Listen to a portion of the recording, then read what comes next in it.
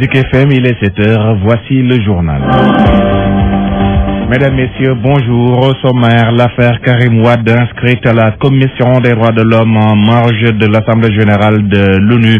Les avocats de Wade fils seront soutenus par des organisations des droits de l'homme. En attendant, l'ancien ministre d'État envoie un document estampillé confidentiel au khalife général des Mourides. Le mouvement Teki, plus que jamais opposé à la transhumance. La formation dirigée par Mamadou Lamine Diallo estime d'ailleurs qu'on ne peut pas interdire le nomadisme parlementaire et faire en même temps l'apologie de la transhumance. Plus de peur que de mal à la Médina, rue 31 angle 28, une partie d'un bâtiment en état de délabrement avancé s'est effondrée, une situation qui a sommé les locataires de quitter les lieux dans l'immédiat. Une dizaine de familles risquent de dormir. Donc le maire de la Médina s'est engagé à refaire la bâtisse. À suivre à la page des sports avec Lamine Gueye et la revue de la presse de Fabrice Nguema qui mettra un terme à ce journal qui vous est présenté par Fabès Diba. Charanta Gaye assure la partie technique. Voici Trafic News. Zik FM. Mesdames, Messieurs, bienvenue. L'affaire Karim Wade inscrite à la Commission des droits de l'homme en marge de l'Assemblée générale de l'ONU, laquelle se tient du 2 au 19 septembre prochain. Les avocats de Wade fils, d'après le journal La Tribune, auront 5 jours pour plaider leur dossier. Ils seront soutenus par des organisations de défense des droits de l'homme. En attendant, l'ancien ministre d'État envoie un document estampillé confidentiel au khalife général des Mourides de Serigne Sidi Mokhtar Mbacké. Le document a été transmis selon Dakar Actu par Wade fils. Mbacké, souteneur de Serigne Hassan Mbacké, qui était allé lui rendre visite à la prison de Rebeuss. Le bureau national du mouvement Teki pense que le président Macky Sall doit libérer les étudiants arrêtés pendant sa visite à l'université. Il pense aussi que c'est ridicule qu'on vote une loi à l'Assemblée nationale pour interdire le nomadisme parlementaire et pendant ce temps, le président lui appelle les gens à transhumer. Salif Kébessaro. Après la presque totalité des mouvements et partis politiques du Sénégal, c'est au tour du mouvement Teki que dirige le député Mamadou Lamine Diallo de se prononcer sur la situation politique nationale. Pour ce qui est du caillassage du cortège du président de la République à l'université, le mouvement appelle à l'apaisement et au dépassement et demande à Macky Sall de libérer ses étudiants. Abdoulaye Dieng, porte-parole du mouvement Teki. Ce qui est clair, c'est qu'il faut quand même qu'on tende vers l'apaisement et au dépassement. Et nous exigeons nous-mêmes, le mouvement Teki, la libération de tous les étudiants et également la prise en charge médicale des étudiants qui sont victimes des bavures de ces policiers. Le bureau national du mouvement Teki a également abordé la question de la transhumance politique dans notre pays, une transhumance que le mouvement qualifie de ridicule. Pour nous, le mouvement Teki, c'est à la fois ridicule et paradoxal. Quand une loi à l'Assemblée nationale modifiant le règlement intérieur a été votée pour lutter, disent-ils, contre le nomadisme parlementaire, on voit à côté le président de la République lui-même publiquement tendre la main à Djiboka. Le bureau national du mouvement Teki a aussi abordé la question des inondations et appelle les Sénégalais en général et les volontaires de ce mouvement en particulier à apporter leur solidarité agissante aux populations victimes de ces inondations. Salif Kébessaro, l'Alliance des forces de progrès remobilise ses troupes. Diourbel était choisi par les progressistes pour échanger sur la situation politique de l'heure. Ils ont à cet effet réaffirmé leur engagement pour la réélection de Macky Sall. Ils ont aussi minimisé les départs enregistrés au niveau de leur parti. Abdoulaye Diagne. L'Alliance des forces du progrès se déploie. Elle était à Diourbel pour remobiliser ses troupes, dirait-on. Aliou Sarr est le responsable national des cadres de l'AFP. Quand vous prenez les 3 dernières élections présidentielles qu'il y a eu au Sénégal, l'AFP fait partie des 3 premiers candidats. À partir de cette mesure faite par le peuple sénégalais, liée au suffrage universel, d'améliorer nos performances, de massifier notre parti, parce que c'est la massification de l'AFP qui donnera une efficacité de la coalition dans laquelle elle opère aujourd'hui, qui est la coalition Benno Bokk Yakaar. Ainsi, elle souhaite bon vent à ses départs. Ce que vous voyez ici dans la salle démontre à suffisance que l'AFP est en train de vivre. Nous souhaitons bon vent au départ. Toutefois, elle réaffirme son ancrage dans le Benno Bokk Yakaar. L'AFP réaffirme son ancrage dans la coalition Benno Bokk Yakaar, réaffirme son compagnonnage politique et stratégique avec le président Macky Sall. Par ailleurs, ces progressistes ont lancé à l'occasion un cri d'alerte à l'endroit des politiques. Force restera à la loi. Le jour où les institutions s'affaisseront dans ce pays, il n'y aura plus de politique, il n'y aura plus de gouvernement, il n'y aura plus d'opposition, il n'y aura plus rien du tout. Abdoulaye Diagne, Diourbel, Zik FM. Politique réélection du président Macky Sall à la prochaine présidentielle. Le directeur général du marché central aux poissons de Pikine appelle les militants à taire leurs querelles et travailler à massifier leur parti. Sur les manifestations du PDS. Ndiaga Thiam estime que les libéraux essaient de divertir les Sénégalais. Selon lui, c'est peine perdue car le pays n'a pas besoin de cela. Il présidait un rassemblement politique à Guédé Thiaroye Kao. Ndiaga Thiam est au micro de Younoussa Baldé. Aux élections locales passées, c'est l'APR qui a battu l'APR, mais nous sommes largement majoritaires. Aujourd'hui, la tendance peut être renversée et ils ont montré la voie. Ils ont montré la voie en se donnant la main, en étant pour sillonner l'ensemble de la commune pour donner la victoire finale dès le premier tour au président Macky Sall, ici dans le département de Pikine. On dit souvent que le ridicule ne tue pas. Aujourd'hui, l'heure est au travail, l'heure est à la réponse positive de la mise en ligne du président qui a bien voulu s'adresser à toute la nation pour inviter les forces vives de ce pays autour d'un grand programme qu'il a ambitionné pour le Sénégal. Ce programme, c'est un pari sur l'homme et je cite un pari sur l'avenir. C'est ça aujourd'hui le grand combat. Mais véritablement, ce n'est pas un combat de politicien aujourd'hui qui a besoin de Sénégal. Ce pays a besoin de travailler. Nous restons à Pikine où était l'administrateur de l'APR, Pape Mayel Thiam, s'était rendu au chevet des sinistrés des inondations de la banlieue. Il a à cette occasion exprimé ses regrets par rapport à cette situation et interpelle la responsabilité du maire de la commune de Guinaouraï Sud. Il est toujours au micro de Younoussa Baldé. De voir que ce sont des Sénégalais qui sont dans des conditions comme ça. Également, je suis très préoccupé quant à l'état des constructions. Parce qu'il faut qu'il y ait une pluie pour que les gens soient comme ça en danger. C'est quand même inquiétant. Ce que j'ai à dire, c'est que c'est regrettable également que la commune de Guinaouraï Sud n'ait pas pris ses administrés au sérieux. Parce que il est absolument inacceptable au XXIe siècle que des populations soient aussi difficiles sans pour autant que la mairie ne réagisse de manière très efficace. C'est au moins trouver aux gens où dormir, c'est au moins les mettre à l'abri de certaines maladies, parce que les conditions dans lesquelles je vois les populations les exposent à des maladies graves, et ça c'est la responsabilité de la commune. Le volet structurant, l'État du Sénégal fait le maximum qu'il peut avec le plan décennal qui a déjà dégagé 60 milliards dans les canalisations. J'ai été heureux de passer dans certains coins qui n'ont pas connu les inondations qu'on connaissait les années passées. Accusé la semaine dernière par les membres du Club Sénégal Développement Durable de Malika d'avoir détourné 100 millions de francs et de vendre des terrains destinés aux impactés du prolongement de la VDN à Malika, l'édile de la commune a profité de la grande conférence publique organisée par les notables et autres porteurs de voix de sa localité pour réfuter ces allégations. Momar Talla Gadiaga soutient que les déguerpis de la cité Tobago pourront même être relogés dans l'avenir à la zone de recasement de Malika après la demande des autorités centrales. Momar Talla Gadiaga est au micro de Younoussa Idriss Mandoumbe Fall à Capifal m'accuse d'avoir détourné 100 millions qui proviendraient d'un programme de gestion environnementale et sociale découlant de la construction de la VDN. Mais je pense que normalement ça ne doit même pas être la mairie qui gère ce fonds-là. J'ai détourné l'assiette foncière destinée aux impactés. Les allégations portées sur nous sont nulles et non avenues. Le gouverneur est venu pour visiter la zone qui est réservée à cet effet. Cette visite, on est tombé d'accord à travers le gouverneur. Je vois l'État qui exprime un besoin, mais tout appartient à l'État. Si l'État vient me demander une portion de ce qui est, mais je le fais avec beaucoup de bienveillance. Donc je le dis sans guillemets, je vais porter plainte pour que la vérité éclate au beau jour.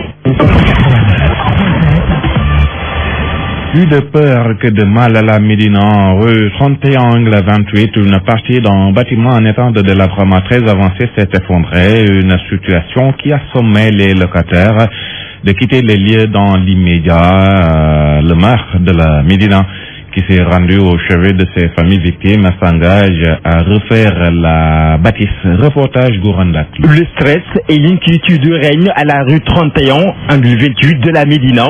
Ici, des locataires d'un bâtiment en état de délabrement avancé sommés de quitter les lieux dans l'immédiat, risquent de dormir à la Belle Étoile. Pharmaciam. L'état de délabrement est très avancé, mais son propriétaire ne s'en soucie même pas. Tout ce qui l'intéresse, c'est son argent à la fin du mois. Aujourd'hui, ces femmes et leurs enfants sont inquiets car ils n'ont pas où dormir. C'est vraiment désolant pour ces familles. Une situation due à l'effondrement d'une partie d'un bâtiment. Le maire de la commune de Médina, retrouvé sur les lieux, s'engage à affaisser la bâtisse. Bamba Fall est le maire de la Médina. Aujourd'hui, on va sceller la maison et obliger le propriétaire au moins à démolir la maison. Et puis nous avions beaucoup de maisons similaires à la Médina. On a plus d'une vingtaine de maisons similaires qui sont dans le même cas. Et je pense que si toutefois on attend que les propriétaires démolissent, on peut prendre encore du temps. Je pense que si nous aurons des moyens, c'est nous-mêmes en tant que collectivité locale qui démoliront directement ces bâtiments. Bagages entassés à la rue. Pourtant, ces locataires avaient reçu une sommation depuis le mois de mai 2014 pour éviter que le pire ne se produise. La modernisation des Dara peut devenir une réalité au Sénégal si le projet est soutenu par un enjeu économique qui puisse générer des revenus aux acteurs. C'est l'avis des immigrés vivant aux États-Unis réunis autour de l'association les Anges de l'Afrique et de l'Organisation africaine pour le développement académique et sportif. Une idée que partagent les maîtres coraniques qui souhaitent l'éradication du phénomène de la mendicité. Les détails avec Mamadou Fofana. Ils sont tous des émigrés sénégalais vivant au pays de l'oncle Sam qui sont revenus au Bercail pour, disent-ils, participer à l'effort de l'amélioration des conditions d'existence des talibés. Pape Mohamed Touré, président de la fondation Angel for Africa. Nous savons que le problème des talibés et le problème des Dara est un problème qui affecte tous les Sénégalais. Et nous pensons que la solution ne doit pas venir seulement de l'État ou bien de la classe dirigeante. C'est une mission à laquelle nous devons tous nous atteler. Il y a de quoi, estime Thierno Issa Diallo du collectif des Dara de Wakhinane Nimzatt, au regard de ce qu'ils sont en train de vivre comme difficulté.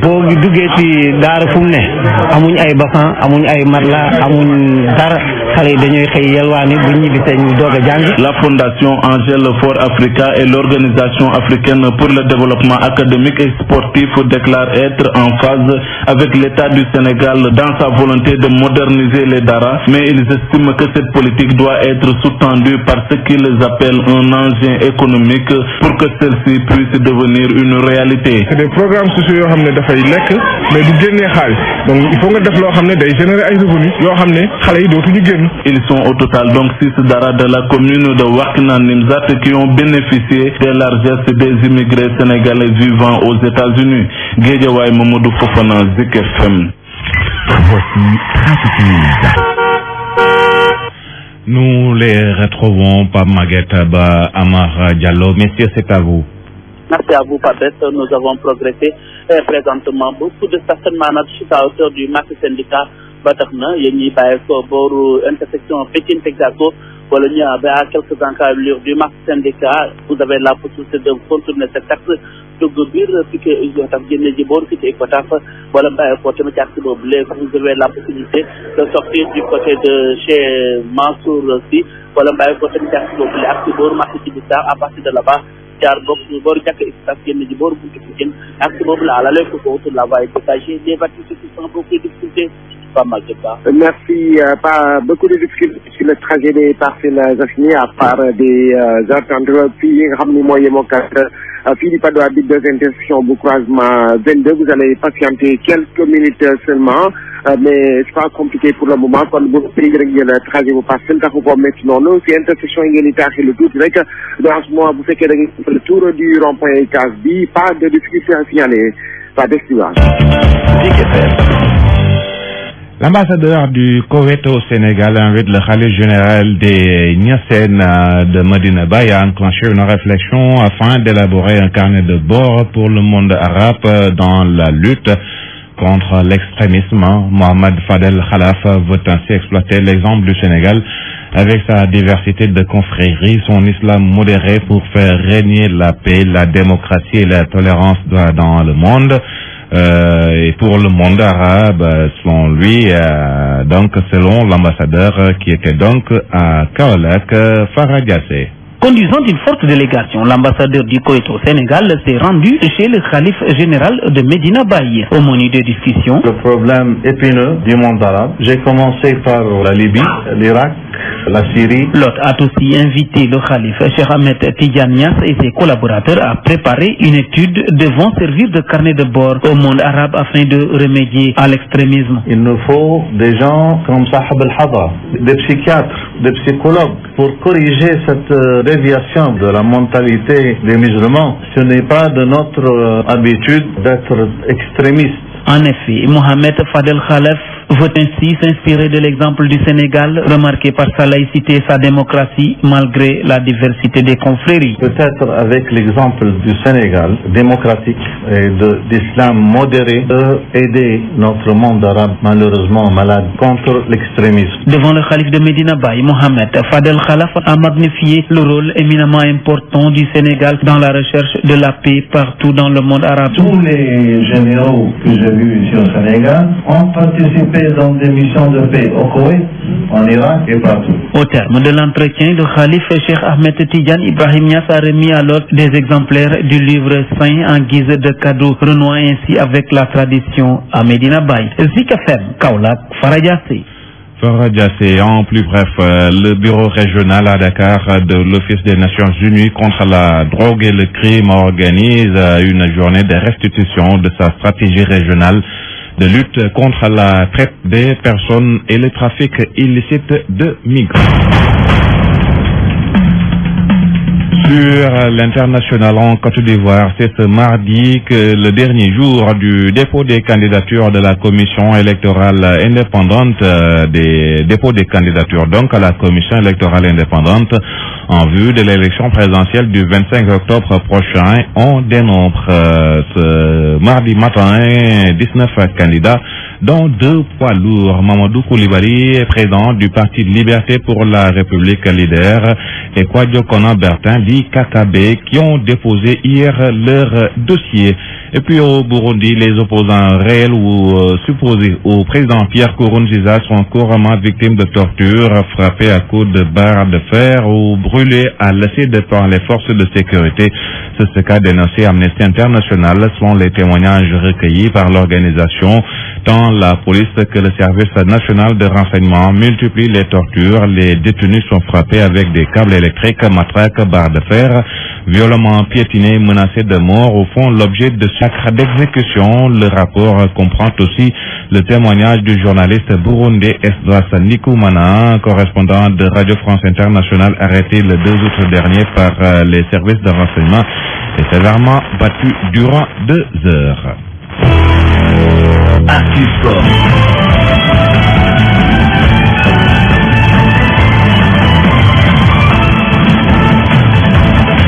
À 7h passées de 20 minutes, Actu Sport, c'est la page des sports avec Lamine Gueye qui va nous la présenter. Lamine, bonjour. Bonjour, Pabès, bonjour à tous. Par du basket, Afro-Basket 2015, en battant l'Angola hier, les Lions réalisent un sans faute dans ce premier tour. Oui, 3 matchs, 3 victoires, premier du groupe B devant le champion en titre.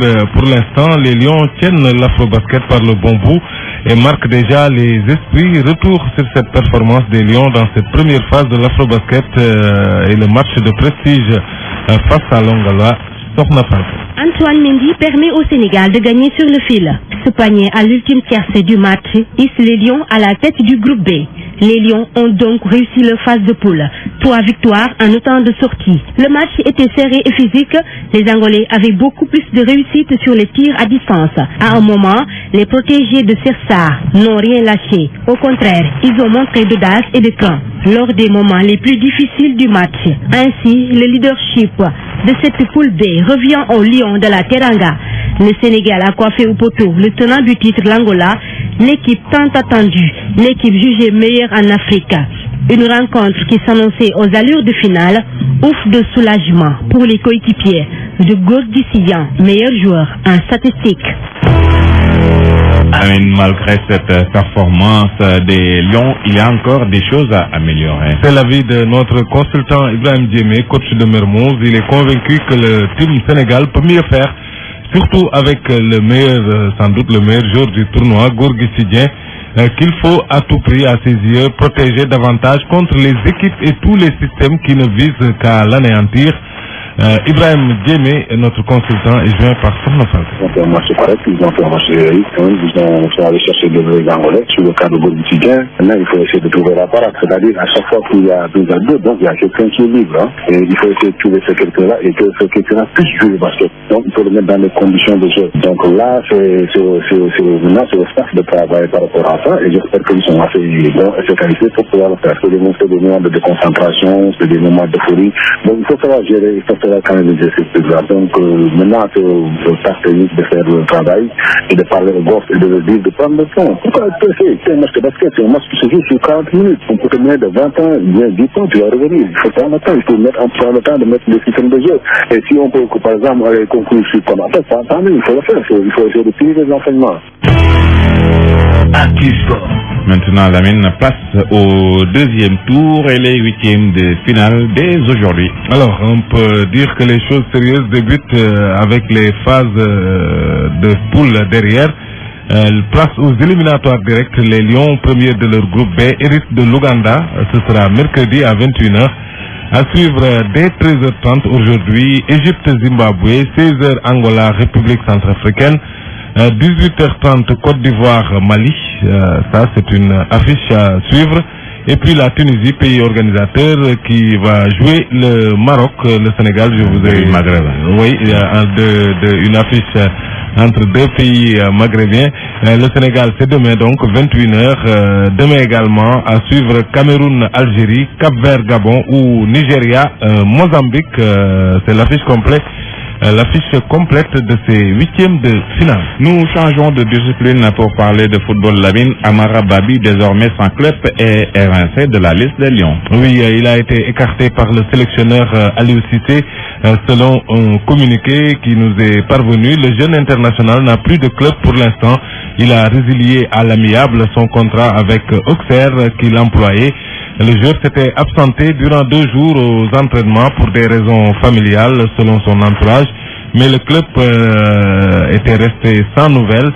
Hier, il a rencontré son président et ils ont pris la décision de se séparer alors que son contrat courait jusqu'en juin 2016. Du coup, Aliou Cissé, fidèle à ses critères de joueurs disponibles, engagés et en forme, a préféré le libérer en lui souhaitant plutôt de retrouver au plus vite un club et les pelouses peut-être pour pouvoir revenir en sélection.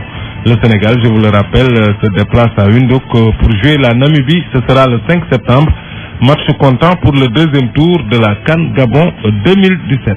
En Europe, on joue les playoffs retour de la Ligue des Champions. Il s'agira de déterminer les 5 équipes qualifiées pour les phases de poule de cette Ligue des Champions. Alors, à suivre Monaco-Valence. Monaco qui a un retard 3-1 à l'aller, battu donc en Espagne. Maccabi Tel Aviv qui va recevoir FC Bâle qui avait gagné 3-2. Shakhtar Donetsk contre Rapid de Vienne. 1-0 pour le Shakhtar en déplacement. Malmo qui joue Celtic Glasgow qui avait gagné 3-2 à l'aller. Le Dynamo Zagreb jouera contre Corse. Match aller 2-1 pour le Dynamo. Et puis on termine par cette information. Diourbel qui perd l'organisation des quarts de finale des phases nationales. Qui sont délocalisés à Kaolack. La raison avancée par l'ONCAV, non-respect du cahier de charge, surtout concernant les finances. On y reviendra. Pas suivi on y reviendra pour les organisateurs. Voilà. C'était donc à l'instant Lamine Gueye qui nous a présenté la page de